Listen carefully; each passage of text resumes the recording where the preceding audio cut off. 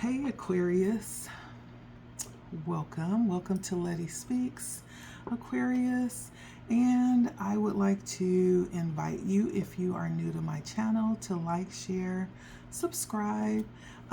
If you subscribe and you feel like this might be a channel that you align with, make sure that you hit the bell so that you're notified anytime a new content is posted or whenever I go live, so you can catch me live, right? If you're returning, hey Aquarius, how are you? Welcome back. Thank you for stopping back by. I missed you. All right, and so before we get started, I always like to cleanse the energy, and so I am going to ring my bell. If you are sensitive to loud noises, you may want to turn your volume down or remove your earphone or remove your ears away from the phone. Here we go.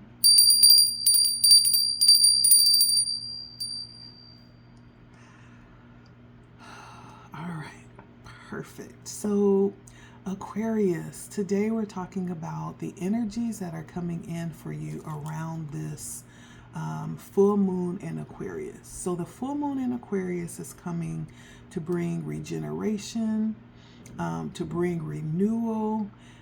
It's coming in to help us to usher away old things. It's bringing in change, right? Release so that there is renewal, right? It's releasing and pulling in new energy. And so I want to see what type of energies will be coming around in the next few days. It's on the 21st of July. We'll have the new moon in Capricorn. And so let's take a look. My name is Letty, by the way. If you are new, welcome. So what is coming in for Capricorn around this new moon in, Capricorn. What's coming in for Aquarius around this new moon in Capricorn? Let's find out.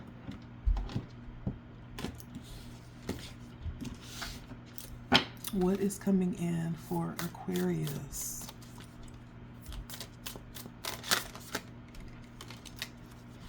I'm using a couple of my oracle decks. One is my mirrors, the other one is my wisdom, and then my star tarot deck. So the energies for you, Aquarius, is learning, devotion, and wish. And so the energies that I'm getting, I'm feeling a little bit for you. I feel like the energies will be bringing in opportunities around how we look at, for Aquarius, around how we look at our relationship, both with ourselves, possibly with our source, whatever that is to you. I feel like there is possibly, for some of you, a reconnection coming back in that's going to reconnect to maybe your higher, your sixth senses, namely like the intuition. There's going to be a reconnection there. There may also be energies coming in around perspective, around how we are viewing things like abundance. Like, what does that mean to you? And you may even be finding that you have changed how you see that. What it means to be abundant has changed.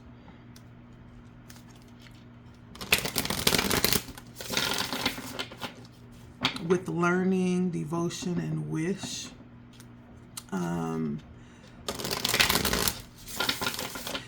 I feel like, especially with the energy of devotion, there could possibly have been some time being put in.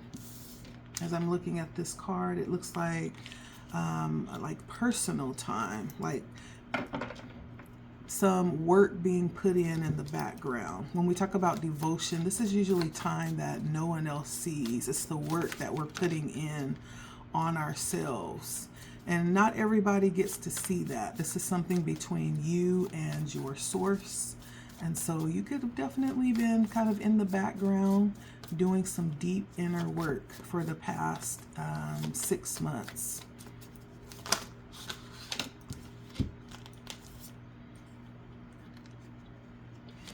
And so for learning,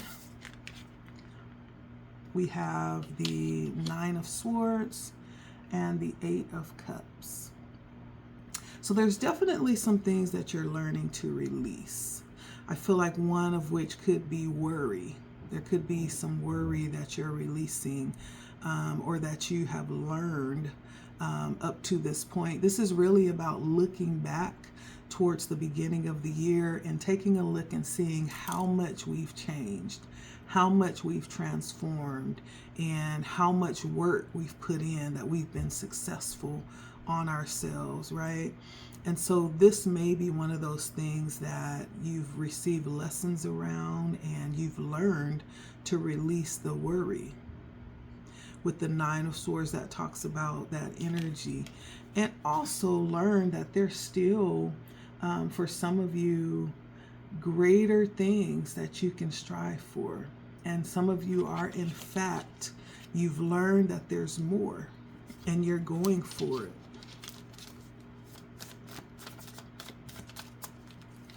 Whatever that could have been that could possibly have had you kind of blind to that energy of understanding that there's actually more, right?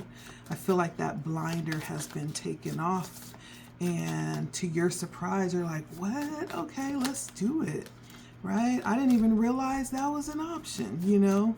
It's almost that kind of energy, and being open and accepting the challenge of it.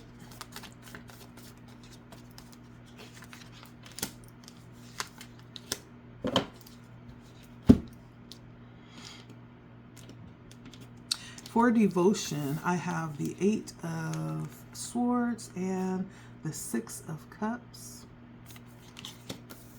This healing time that you have committed to over the past few months, since the beginning of the year, I feel like there has been deep inner work around possibly childhood blocks that were developed. And it could have been things that, you know, were developed as a result of how we were raised, or experiences we had as young children, as young souls. You know how things just develop, and we develop these ways of being, these habits. We don't even know why, but somewhere along the line we learn to cope in these ways, right? I feel like the healing that you've been doing in the background on your own has been around those things. And you may in fact recognize that they present some level of block, and you have committed to go ahead and heal those things. And these are definitely things that you'll have an opportunity around this new moon to really look back and see. Things may not even affect you the way that they used to. They may not even trigger you the way that they used to. That's how you know you've healed. And I feel like you may have opportunities in this next couple of days. Maybe something will happen that will show you, you know, that the work that you've done has been successful. And I feel like Spirit is saying you've done the work. Now it's time to celebrate yourself, Aquarius. It's time to celebrate yourself.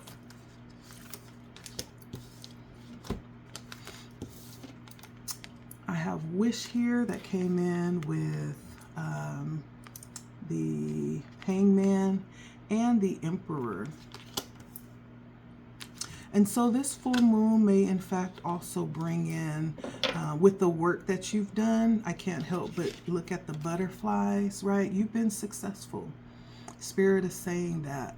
And the reward for that, it has opened up doors for you.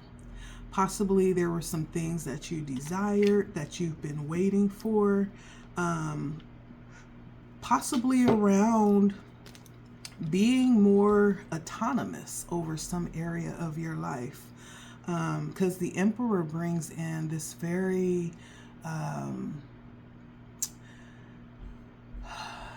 independent, I want to say it's a very independent energy that I'm feeling from the Emperor. It's almost like being your own boss in every area of your life and not really having to depend on anybody, but having people depend on you rather. Like you are the plug. And so whatever this is, this desire that you've had, even as you've transformed some of the ways that you think around abundance, I feel like plays a part in you being ready to step more into this leadership position. With the world on the bottom, I feel like the lessons that you've learned has been very instrumental in preparing you to move forward here. This new moon is actually going to open up some new doors. The world talks about endings. With endings comes in beginnings. There's some things that you are willing to release in exchange for something greater. In exchange for something greater. And I feel like you're ready. The world says that you're ready. Like you have accumulated lessons that actually, for you, has turned into wisdom, right? That will definitely be integrated into your walk as you move forward here.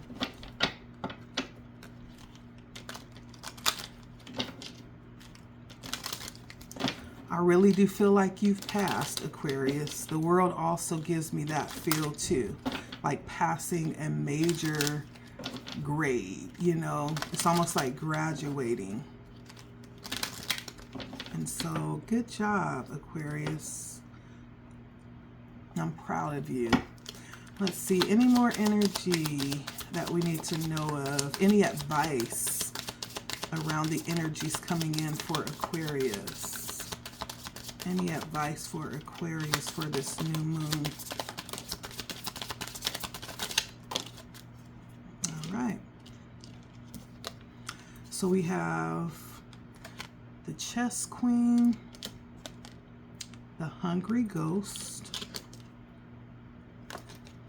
the High Lord of Gratitude and Service, and the Cosmos. So I feel like this feels like you're being granted a gift. It really does to me, especially with wish here. I feel like Spirit is definitely granting you your heart's desire, Aquarius. That's what it feels like.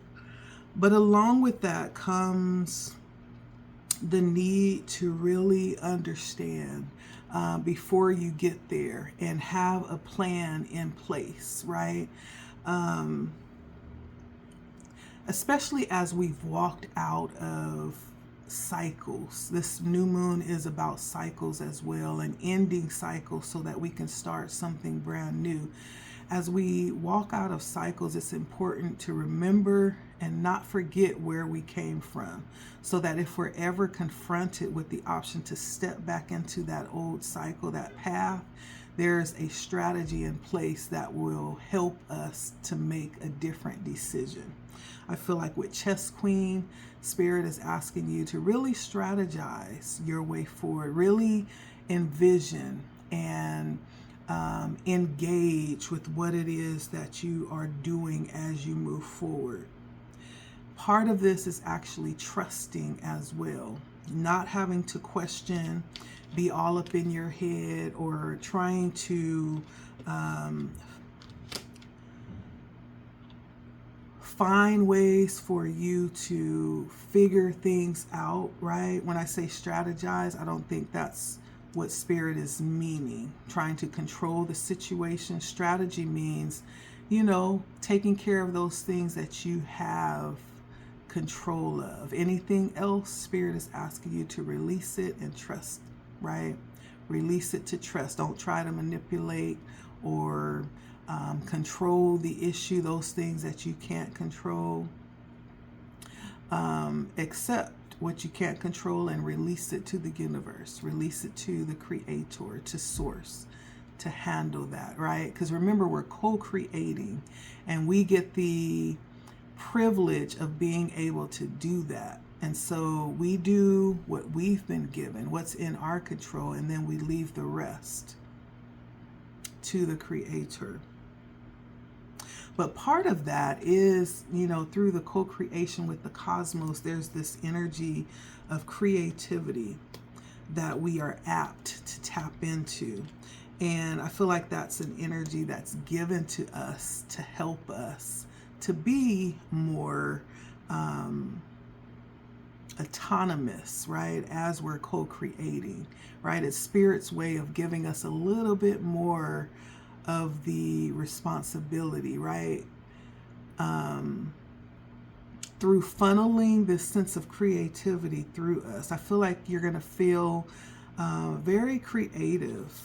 This may even be tapping into your inner child, right? Now that we have released those blocks, now we're free to actually utilize that energy more effectively, right? And so you may find that you are tapping in, to your creativity a little bit easier, and ideas are flowing through a little bit more.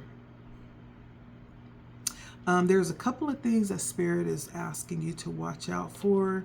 One is obsessiveness, scarcity consciousness, not believing that there's going to be enough, right?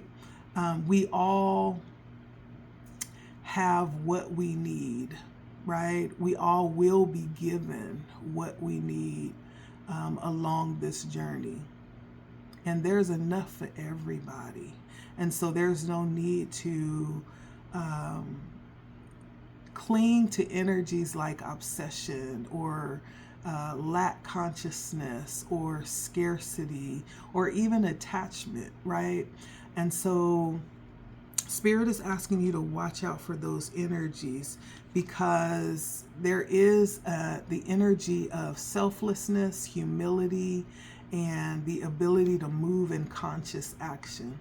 With the High Lord of Gratitude and Service, it's the very opposite. It's interesting that these two cards came out one after the other. First, the obsession, the scarcity consciousness, the lack-mindedness, and the attachment, and then this came out afterwards, which is exactly the opposite. And so there will be times where you'll have a choice, whether to be possessive, and to refuse to release something that's no longer serving you, something that Spirit may be wanting you to actually pass on to someone that can use it. Maybe it's something that you're no longer able to use. You've outgrown it. You no longer need it. And so now you can pass that on to someone else that can use it. It could be something even as simple as information, right? And so you'll have a choice whether to release it or to hold on to it, right? With that energy of attachment, lack consciousness. If I let this go, then I'm going to lose something, a part of myself. But it's the very opposite. It's the selflessness, the humility, and the conscious act that's actually going to bring in the overflow for you. And it's through the act of trusting and releasing, Aquarius. And so I feel like that's going to be significant coming up here. And that may be an opportunity that you have, to make that conscious decision, to release something, even though it feels very much like you're losing something, or you're losing a part of yourself, but it's in fact the very opposite. In the spirit, things are opposite, right? Things are the very, it's upside down in the spirit, right? And so, and what's coming to mind is things like when we hear these allegories, these things that seem very contrary to common sense, things like the last shall be first, right? Or that's a perfect example. I'll just leave it there. The last shall be first. Or what's another one?